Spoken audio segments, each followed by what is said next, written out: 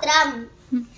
मुदाकरातं मोदकं सदा विमुक्तिसाधकं कलाधरावतं सकं विलासिलोकरक्षकम् अनायकैकनायकं विलासिते वदैश्यकं नताशुभाशुभेशकं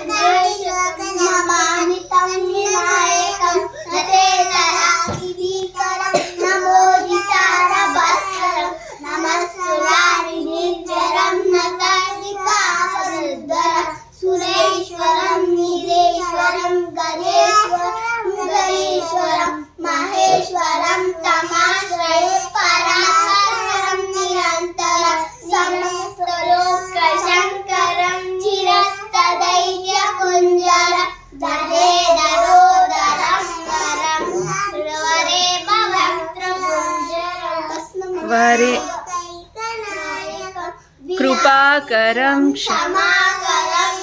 मुदाकरं यशस्करं मनस्करं नमस्कृतं नमस्करोमि भास्वरम् अकिञ्चन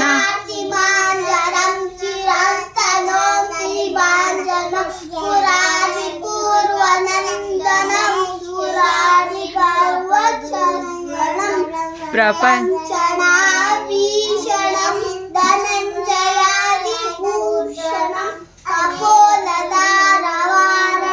भजे पुराणवारणं निकान्तकान्तदन्तकान्तमन्तकान्तकात्मजम् अचिन्त्यरूपमन्त्रये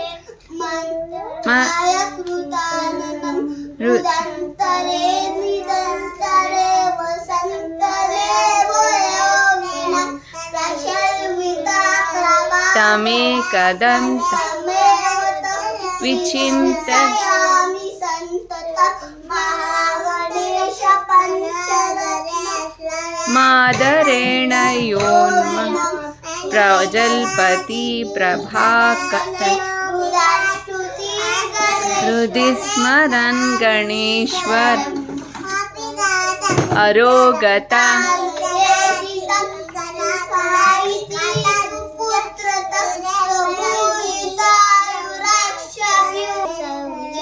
भास्वरा सोच